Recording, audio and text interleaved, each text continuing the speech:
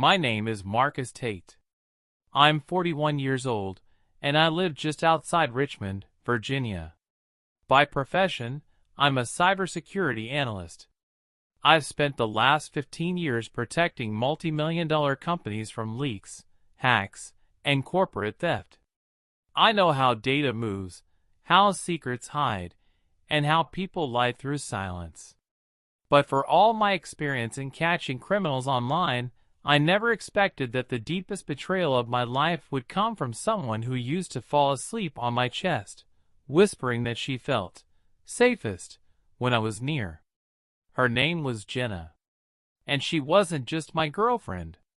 She was my future, or at least, that's what I believed. For nearly 4 years, we shared a home, a life, and every password in between. Or so I thought. The unraveling didn't happen in one single moment. No. It came in layers. Quiet ones. Like when she started flipping her phone face down. Or when her Instagram caption stopped tagging me. Or when her 9-to-5 job somehow started keeping her out until 11. But the real turning point? That came on a random Thursday evening.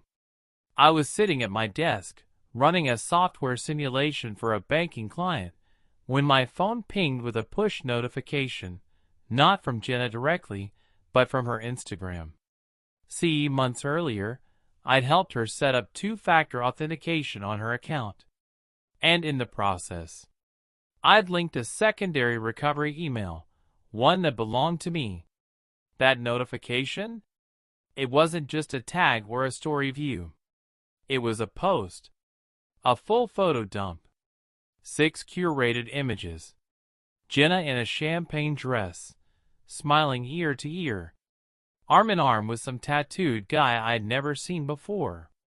The caption read, "True love always finds you when you finally stop settling. Dizzy heart with arrow." And the location tag? A night to remember forever. The post already had over 400 likes in under 10 minutes. But while she was riding that wave of validation, what she didn't realize was that the post was made from a device I still controlled. You see, I was the one who gave her that phone. I was the one who maintained the iCloud backup, the recovery email, and even the carrier account. She thought she had moved on. She thought she was finally free. She thought she could flaunt her new love without consequence. But what Jenna didn't know was that I could see everything. From the deleted drafts, to the photos she filtered out, to the hidden DMs she never expected anyone to find.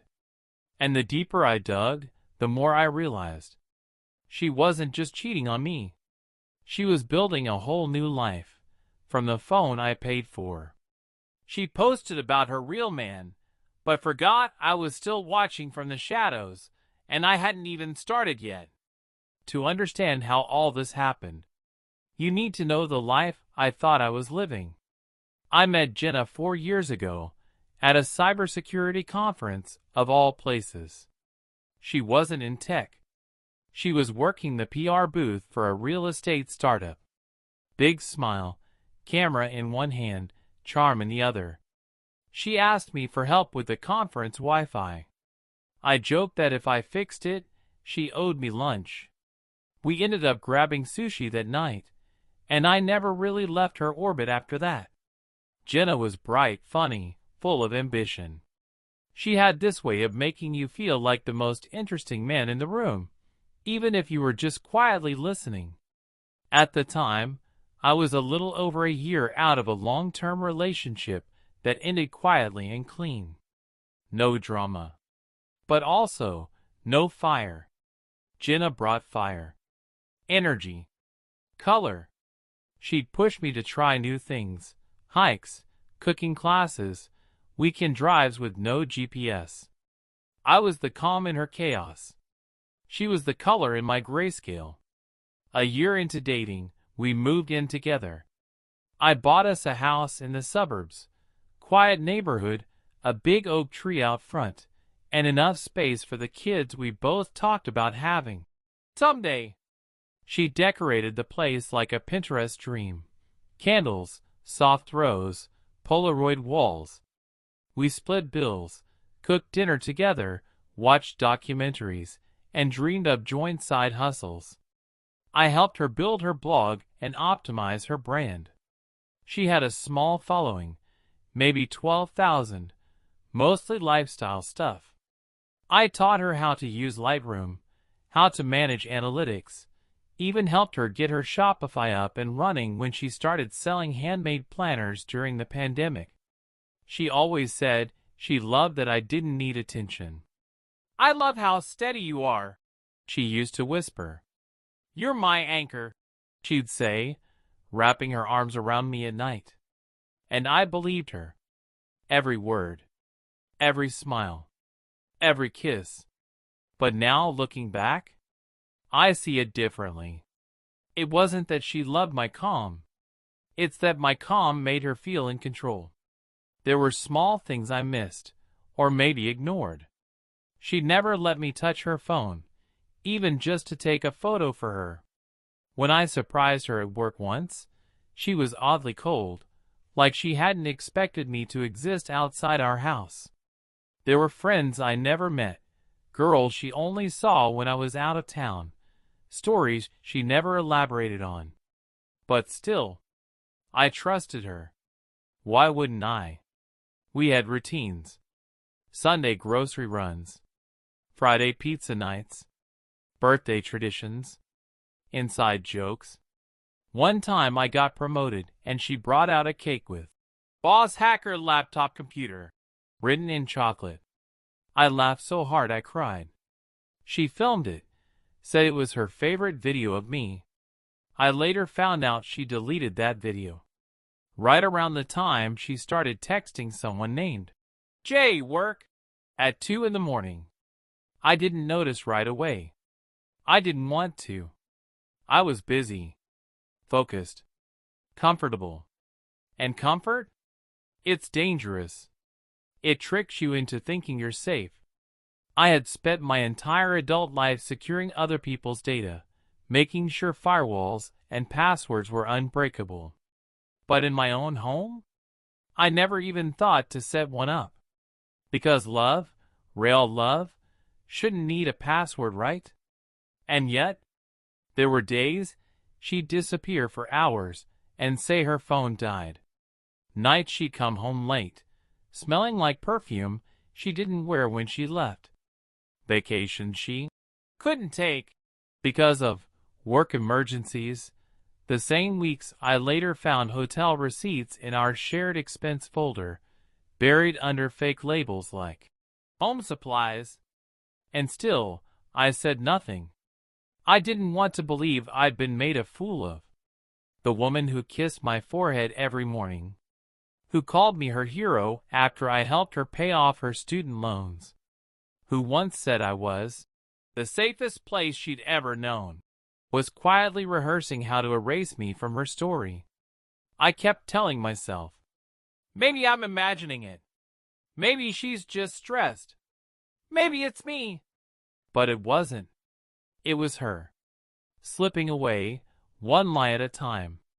And the scariest part? She was getting good at it. Because when someone starts practicing betrayal, when they rehearse the lies long enough, they can look you straight in the eyes and still kiss you goodnight like nothing ever happened. She used to call me her peace, but I didn't realize she was only calm because I made no noise. And the day I finally did, everything changed. It didn't hit all at once. Betrayal doesn't always show up with fireworks and confessions. Sometimes, it creeps in like a fog. And by the time you notice it's there, you can't even remember when the air stopped being clear. I started noticing small things. Little habits. Shifts in rhythm. Her phone, once casually tossed on the nightstand, was now always face down, like it had something to hide. Notifications? Muted. Lock screens? Changed. Fingerprint access? Removed. Once, while she was in the shower, I passed by her phone buzzing like crazy. I wasn't snooping, not at first. But when I glanced at the screen, it just said, "New message, hidden preview." Not the name. Not the app. Just hidden. She started locking the bathroom door when she'd take her phone in there. She never used to do that. At dinner, she'd smile at her screen, then turn it over the second I looked her way. The warmth between us began to flicker, not disappear completely, just dim. We still had movie nights. But she seemed distant, distracted. She laughed less, touched me less. Even the way she said my name, it felt like a formality now, like she was ticking a box. Then came the financial oddities. I handle all the tech in our lives.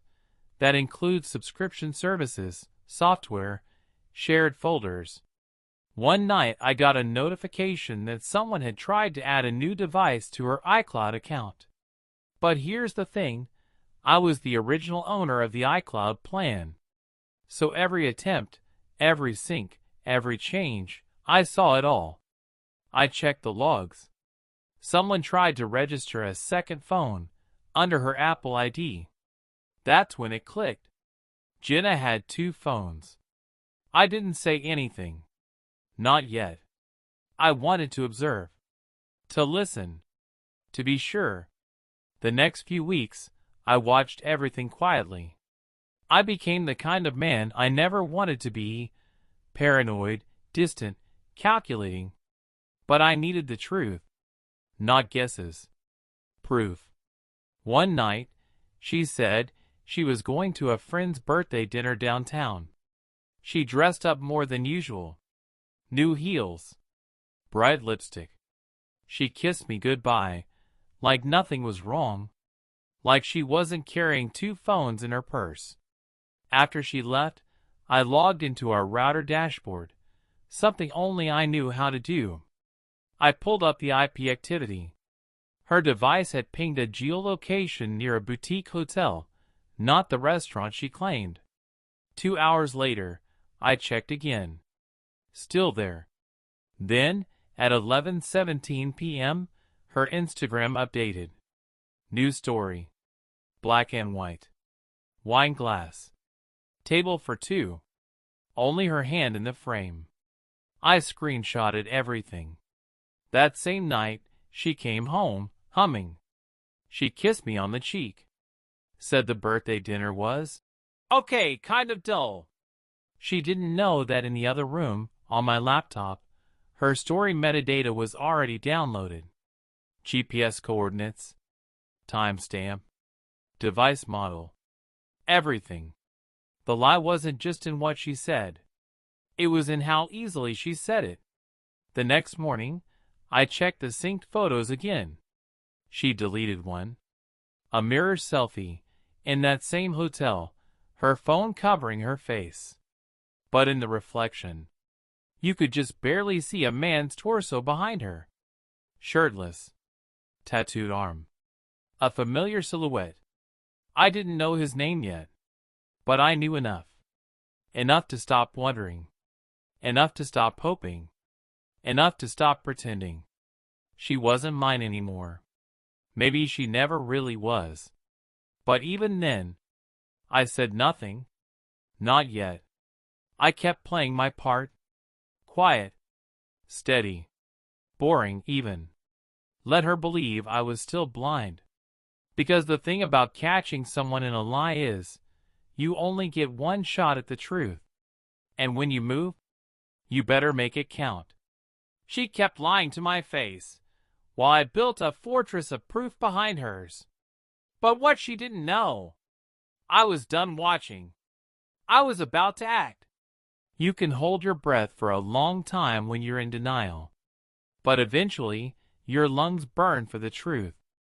And the moment I got mine, it didn't feel like fire. It felt like ice. It was the night of my mother's memorial. She'd passed 6 months earlier after a long, brutal fight with Parkinson's. Jenna had never met her in full health. But even then, my mother always said, That one's got something sneaky in her smile. Careful, baby. I used to laugh it off. The memorial was small. Family only. I asked Jenna to come. She said she couldn't. Work emergency. She hugged me before I left. Said, "Take your time. I'll be thinking of you." I stood there that evening, surrounded by old faces and soft music, and tried not to miss her. Tried to believe her excuse. Tried to believe I still mattered to her. But back home, the truth waited in silence. On my laptop. In the cloud. Under a folder labeled Auto Backup. Around 11:43 p.m., the files came in. 12 photos. 3 videos. All uploaded automatically from the phone she thought I no longer had access to. At first, I didn't open them. I stared at the folder for a full minute, maybe more. Fingers frozen.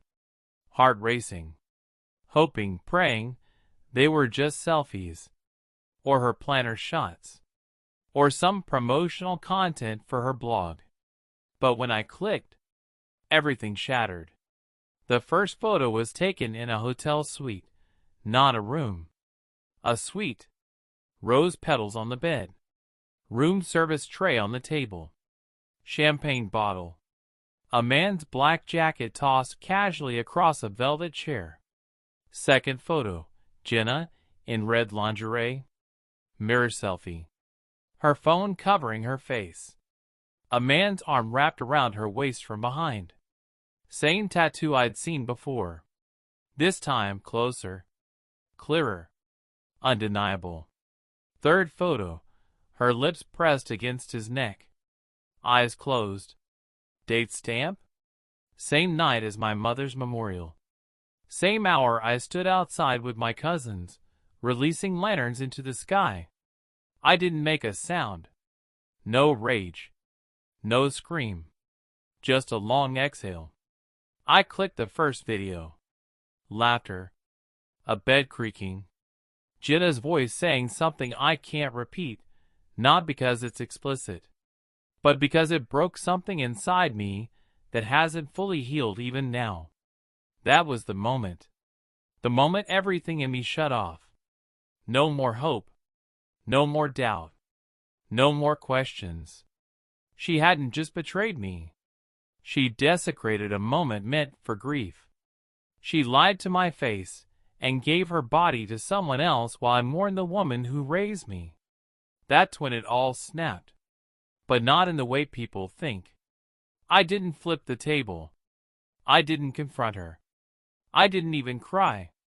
I did something worse. I started planning. That night, I buried 2 things, my mother and the last bit of love I had for Jenna. One deserved peace.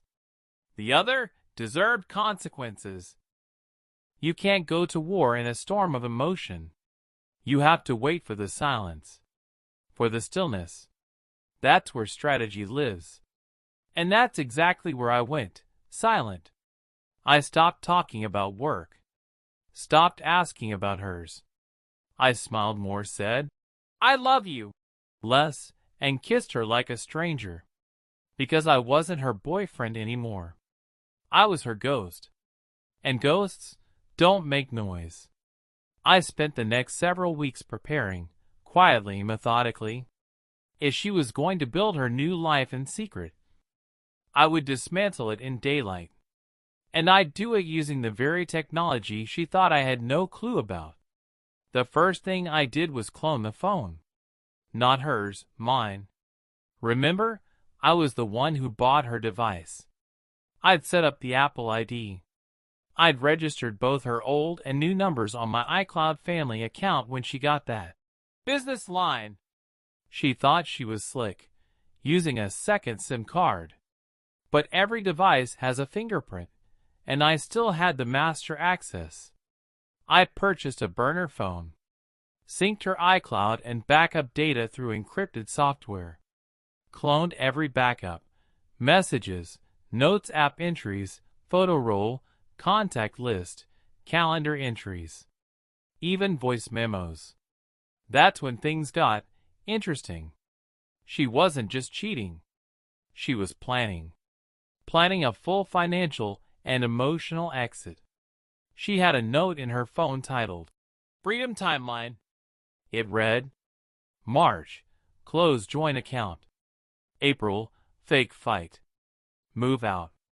May, announce, soft breakup, on socials. June, launch rebrand, solo. July, new chapter. Drop him quietly. She even had a calendar reminder set for July 14th. Announce new relationship, be classy. That note was dated 5 months ago. While I was making breakfast, folding her laundry, helping her edit brand reels. She was rehearsing her disappearance. And the worst part? She wasn't doing it out of fear. She was doing it with a smile. So I changed the game. First, I met with a lawyer. Quietly. Privately. A woman named Patrice, absolute shark. I brought every screenshot.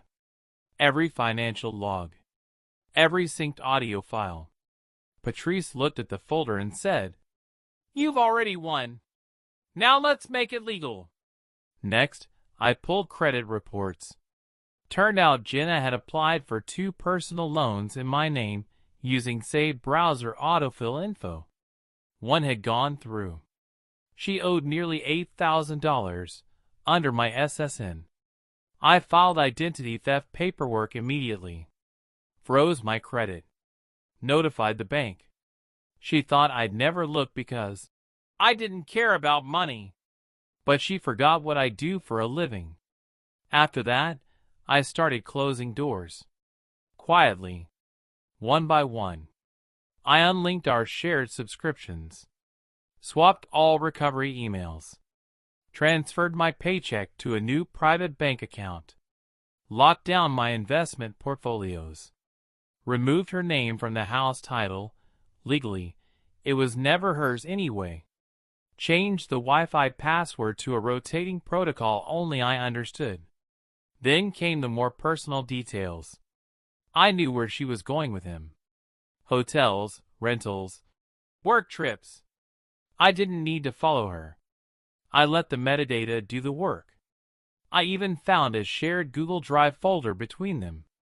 She didn't know it was still linked to her old Gmail, the one we used for Airbnb once. Inside the folder, photos, videos, plans, his resume, and a PDF titled, Moving Forward, Jenna plus J. J. The guy from the photos. Her boss. Married, 2 kids. A leadership consultant with a brand built on discipline, values, and integrity. I nearly laughed. They had a whole strategy. Fake breakup, soft launch, move in together, rebrand as a power couple. She even had captions pre-written. Sometimes letting go is the first step toward freedom. Healing never looks the same, but I'm finally smiling again. Real love finds you when you're aligned. I copied everything, filed it, backed it up, and waited. Because revenge, when it's real, isn't loud. It's quiet, calculated, surgical. She wanted freedom? I'd give it to her. But not the way she planned. She thought she was 5 steps ahead. But she never realized. I wasn't even on the same board. I was playing a different game. And in mine, you only get one move. There's a moment, just before the fall, when everything looks perfect from the outside. That's where Jenna was. She was glowing on social media, posting brunches, sunsets, inspirational quotes, subtle captions like, Some storms clear the path, and growth looks good on me. She even posted a photo of herself holding a wine glass, with Jay's silhouette blurred in the background. The comments? Filled with hearts, fire emojis, and her fans cheering on her. New chapter. They had no idea that chapter was about to get shredded, line by line. Because I had everything. Every lie. Every receipt. Every whisper. And I wasn't going to scream. I was going to present. It started with the email. From an anonymous account. To Jay's company's board of directors, including HR. The subject line? A quiet conflict of interest, evidence attached. Inside? A full report. Screenshots of their affair. Their planning notes. Voice memos where Jenna joked about using him to skip the line on a real estate deal. One file showed her mocking a client's family behind their back, on speaker, while Jay laughed. The file ended with, "You may want to audit your executive leadership team and perhaps review your social media policies." Within 24 hours, Jay was suspended pending investigation. Within a week, terminated. He deleted every post with her in it. Went dark online. Jenna, meanwhile, stayed clueless. Until she noticed the Wi-Fi wasn't working. She asked, "Did the internet go out?" I said, "No. I just changed the password. You're not on the plan anymore." Then came the second hit. Divorce court. Filed under identity theft and financial misconduct. Every document was backed by signed logs, timestamps, and IP location data. The lawyer? Patrice, the shark, didn't flinch once. Jenna tried to play calm. Said it was a misunderstanding. That I must have misread things. But then, I pulled out the USB drive. Said nothing. Just handed it to my attorney. Inside? An audio recording. A voice memo Jenna had sent to a friend. She was laughing. Said, "Honestly, I think he knows. But he won't do anything. He's too nice. He's the kind of guy who'll just disappear quietly and cry in a corner." Patrice paused the room. Turned to Jenna. Said, "Ma'am, he didn't cry. He built a case." You could have heard a pin drop. We won every point. House? Mine. Loan repayment? Court mandated. Her blog? Temporarily frozen due to IP ownership, because I had coded it under my own business license. She tried to argue that I was being cruel, that I was punishing her for falling out of love. But the judge said something I'll never forget. "This isn't about love. This is about lies. And you don't get to build a future on fraud." The final blow? I posted a photo. Just one. A clean, simple photo of me at the beach, smiling. Peaceful. The caption? "Some ghosts haunt their own homes." I simply left mine and locked the doors behind me. I didn't tag her. Didn't subtweet. Didn't name names. But she knew. Because a day later, she texted me. "So this is who you really are?" I didn't reply. Because that version of me, the quiet, steady, endlessly forgiving one, no longer existed. She used my silence as a shield. What she didn't realize is that silence, when weaponized, can split empires. And when the dust settled, I wasn't the one left rebuilding. It's been 16 months since that day in court. Since the silence finally spoke. Since I stopped surviving and started living. I won't pretend it was easy. The weeks that followed were quiet. Too quiet. It's strange. When you remove chaos from your life, you think you'll feel peace right away. But first, you feel the absence. The emptiness. Like a wound that stops bleeding, but still aches when the air hits it. I went offline for a while. Deleted old threads. Burned journals. Even tossed out the mug she used to drink her green tea from every morning. I stopped looking for closure. And started building something better. Myself? I moved to Austin. Smaller apartment, fewer rooms, more light. I took a teaching position at a local college, just one class, Intro to Cyber Ethics. Turns out, helping kids understand digital boundaries felt healing in a way I never expected. I started hiking again, picked up the guitar I'd left untouched for 5 years. Even joined a book club, where I mostly just listen, sip coffee, and enjoy the quiet presence of people who aren't performing for anyone.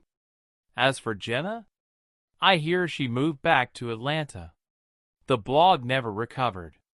She tried to rebrand, new name, new image, but the digital paper trail was permanent. She learned that when you manipulate people, the echo always comes back louder than the applause. Jay divorced quietly. His wife took the kids and the lake house. He now works for a consulting firm overseas. No socials. No updates. Just a faded name in a story I've stopped rereading. I don't hate them. I used to. But hate is just pain that hasn't been processed. And I've processed every bite, every photo, every memory. People ask if I'd ever love again. The answer is yes. But I'll never depend on someone else to be my peace. That has to come from within. And I've found it. Not in revenge. Not in victory.